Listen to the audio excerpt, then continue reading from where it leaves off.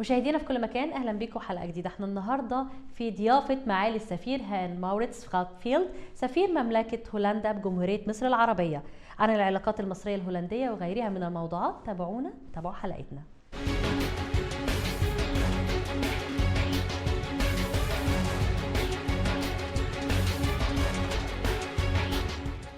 مشاهدينا في كل مكان، احنا بيشرفنا النهارده ان يكون في استضافتنا معالي سفير مملكه هولندا معالي السفير موعد. اهلا بحضرتك. Thank you so much for having us today. Thank you, Sarah. I'm very happy to be back. So let's see what questions you're going to ask now. Your Excellency, we already spoke previously about Holland and about the nature of the country and its resources and everything. So please allow me to speak in this part about the cooperation and the relationship between Egypt and the Netherlands. I'm gonna start with the meeting of the Dutch Prime Minister and His Excellency, the President of Egypt, President Abdel Fattah al-Sisi. I would like to know the main headlines of this meeting. It was a meeting in Glasgow where we had the COP26, and it was very important also for my Prime Minister to meet His Excellency the President, and they discussed some political aspects as to cooperation. They discussed some economic things including investment, and it was short, but for us it was very important that it took place. And if you allow me, Your Excellency, I hear there is also a cooperation in the field of energy and the renewable energy. Yeah, energy is a very important topic for the Netherlands. It's part, of course, of the whole climate change discussion, and we are working in Holland on energy transition. We have been very high on gas, but we're now moving into sustainable energy, air and sea and solar. Of course, Egypt also has a very good tradition of sustainable energy, and we are trying to work together now, I would say, on the hydrogen side and on the electric mobility side, where in the Netherlands electric mobility is very high on the agenda, and we have the largest percentage of electric chargers for cars. Of course, here we do not have so many yet in Egypt, but it's something we are going to discuss. This leads me to talk about the agriculture field and the cooperation in the field of irrigation. I hear that there is a cooperation between the Netherlands and Egypt in the field of irrigation and also searching for a new resources of water rather than the River Nile. If we talk about agriculture, we have different aspects. We have, of course, production on the one side, where for a long time companies have been also producing in Egypt. Of course, there's a lot of trade going to Egypt, but also from Egypt to Holland. I mean, tomatoes and strawberries and fish is something which Egypt is very good at. On irrigation is, of course, the whole water topic, which we also discussed a bit last time, where we have been working for 40 years together. On the irrigation, it's not so much more irrigation, but much more efficient. So we are helping Egypt to line the canals. We are looking at how can you reuse the drainage water, and also increasing water efficiency. When I see that a lot of water here in Egypt is used to make the grass green, but they do it during the day rather than doing it at night, you lose so much water in evaporation that it's almost a shame to do it that way. So we are looking at how can Egypt also, or how can we help Egypt in finding better ways to use the Nile water, which of course is the most important source. هولندا أو المملكة الهولندية، وتلقب بالطواحين، هي إحدى دول الاتحاد الأوروبي، وتقع تحت مستوى سطح البحر في منطقة يقطنها حوالي 21% من إجمالي عدد سكانها، بينما يقع نصف أراضيها الأخرى في أقل من متر واحد فقط فوق مستوى سطح البحر. وهذه السمة الجغرافية هي التي أعطت للبلاد اسمها الأراضي المنخفضة. عاصمة هولندا هي أمستردام، وبها أقدم بورصة في العالم. تقع هولندا في شمال غرب أوروبا، يحدها شمالاً بحر الشمال، وجنوباً بلجيكا، وشرقاً دولة ألمانيا. ومن أهم معالم هولندا قنوات أمستردام، بدأ بناؤها في القرن السابع عشر وتزينها الجسور والمباني الأثرية، وأيضاً جزر الفريزية الغربية، وهي سلسلة من الجزر في بحر الشمال قبالة الساحل الهولندي. معظم هذه الجزر مناطق محمية طبيعية. هناك أيضاً متحف ريجيكس، ويعد أكبر وأعرق متاحف الفنون والتاريخ بالبلاد، ويقع في أمستردام، ويضم العديد من اللوحات التي تعود للعصر الذهبي الهولندي.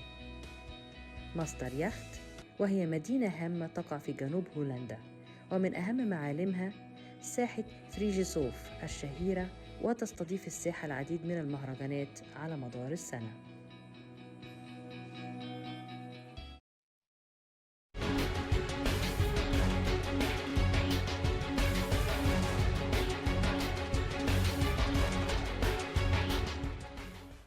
And if you allow me, Your Excellency, there is a cooperation in between the Netherlands and Egypt in the field of education and high education and scholarships.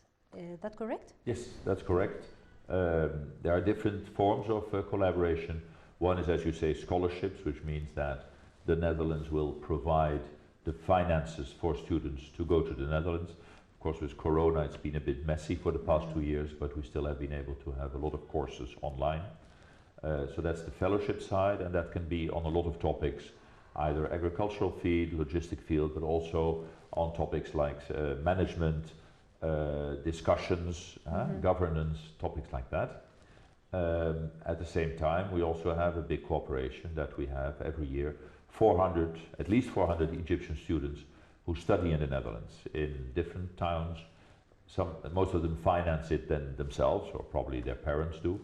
But it makes a very good possibility of keeping the link with a lot of Egyptian students. And as far as I know, they're all very happy, so that's for me the most important part. We also hear that there's an active movement in the field of the cultural cooperation. So can you please tell us more about this?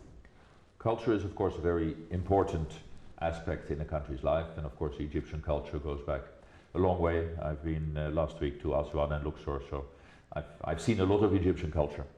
As to the cooperation, our cooperation in culture is not very big, but I think it's two aspects. One is to try and see here in Egypt how, I would say, Dutch developments in the cultural field, in theater, in music, in working together, can be introduced in theater groups and other cultural manifestations in Egypt. The other one is more on the preservation of cultural heritage, where also there in Holland we have developed, I would say, from the old museum with a little card with a lot of text which nobody reads, to a much more story about the piece you are looking at.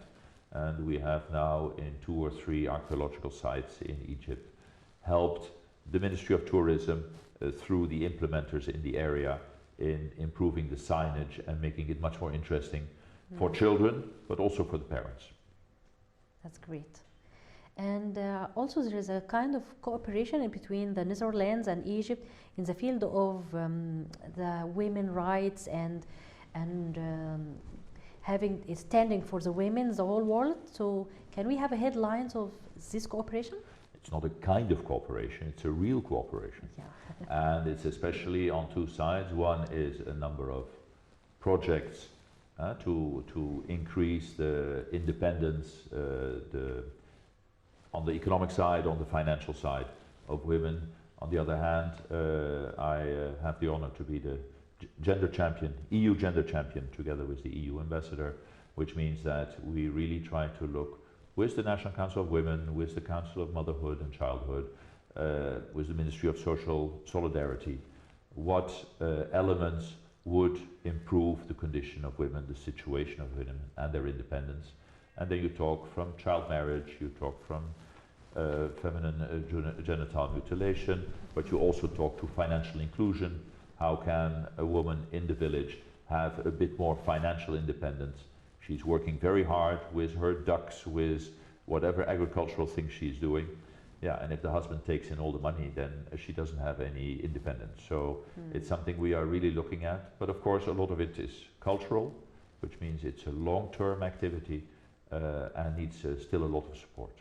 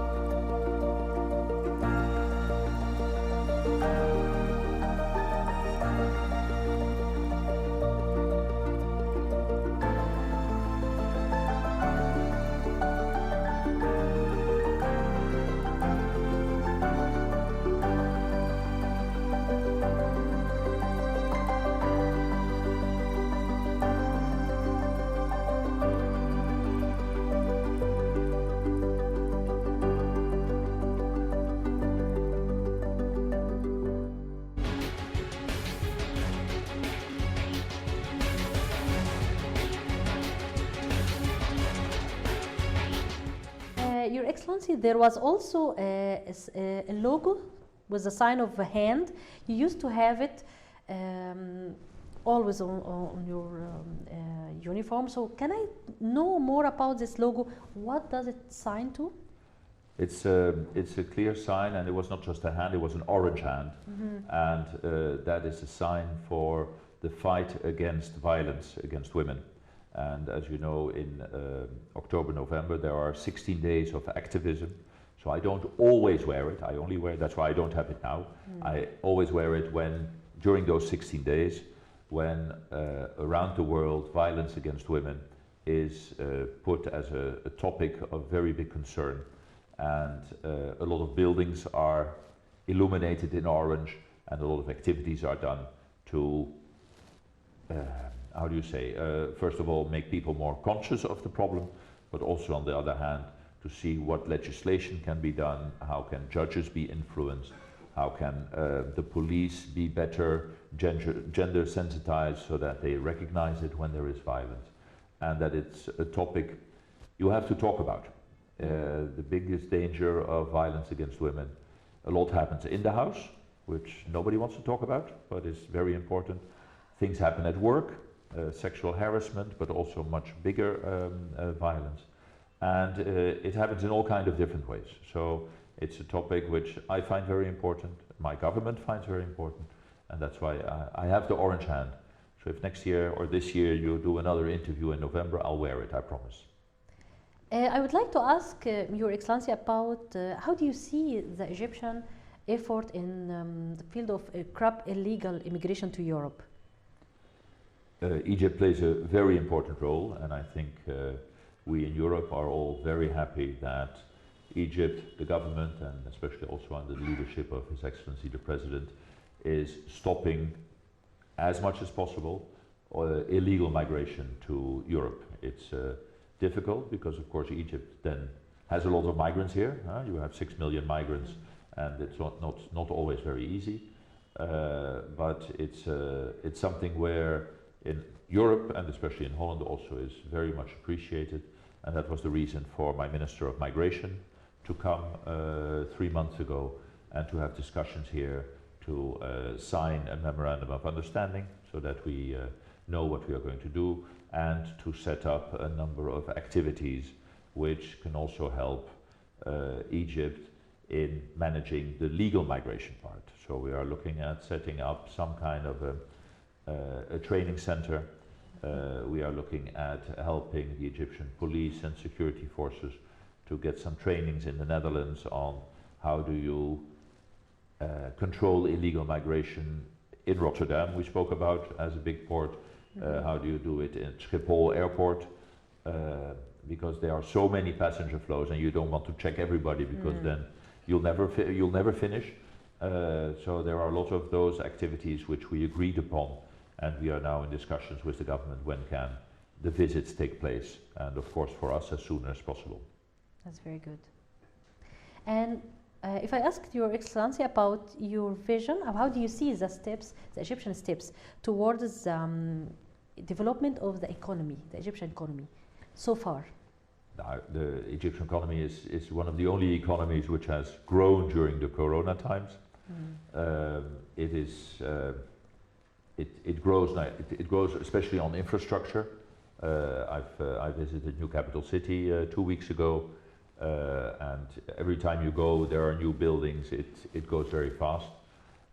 It's important, of course, that after the infrastructure you also get production, which has to grow, and that the economic development gets also distributed to all the people in Egypt, so that everybody profits from this economic growth.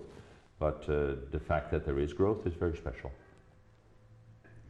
You have been here for how long in Egypt for now? A year and a half. Year and a half. So did you have or do you have already specific tourist destinations that you like here in Egypt, or not yet? No, of course I have. But every spot is different. You should not compare Abu Simbel to Luxor Temple. You can compare Luxor Temple to Karnak Temple. One is bigger than the other, but they are all very special. And if you're gonna nominate a place for a friend or someone to come, really, which place, tourist destinations that Your Excellency feels that it's really something very special? I would say Abu Simbel, because at the same time they can see everything on the way between Cairo and there.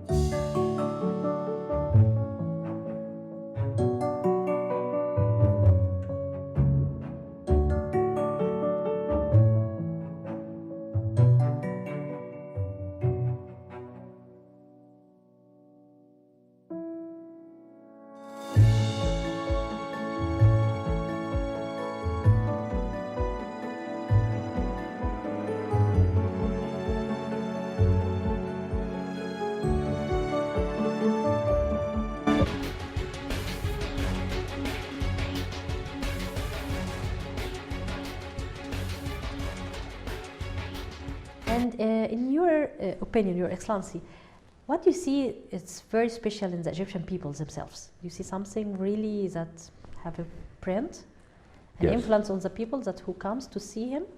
I think it's for everybody who visits Egypt or who lives in Egypt, it's the friendliness of the people, the education of part of the Egyptian population, which makes contact very easy, and hard work. So I think a lot of we spoke about economic development. A lot of that is also due to the fact that Egyptians work hard, and I think that's a very important part to develop the rest of the country. Did you experience any of the Egyptian cuisines? Yes, yes. You have to, as ambassador, you have to eat everything. No, of course, I had molokhia, I had stuffed pigeon, I had koshari, and I liked it all. So I'm staying here. That's very nice to hear from you, Your Excellency, especially that stuffed pigeon. It's something, some Europeans they think it's something it's strange for them, but it seems like you like it. It's traditional Egyptian cuisine. It's traditional. If an Egyptian friend makes me eat stuffed pigeon, I will eat stuffed pigeon. Your Excellency, I'm very grateful for having this interview with you, and please allow me to thank you again for these 2 interviews that we already had through the 2 episodes that we made together, and I wish you all the luck and all the best here in Egypt. Thank you so much. Sarah, thank you very much. And we already said you're going to do an interview when I have my hand for the violence against women, so see you then. Yeah, of course we will. Thank you, sir. وبكده مشاهدينا في كل مكان خلصنا معاكم حلقتنا النهارده مع معالي سفير مملكة هولندا بجمهورية مصر العربية، معالي السفير هان ماوريتس سخابفيلد. بشكركم وإلى اللقاء.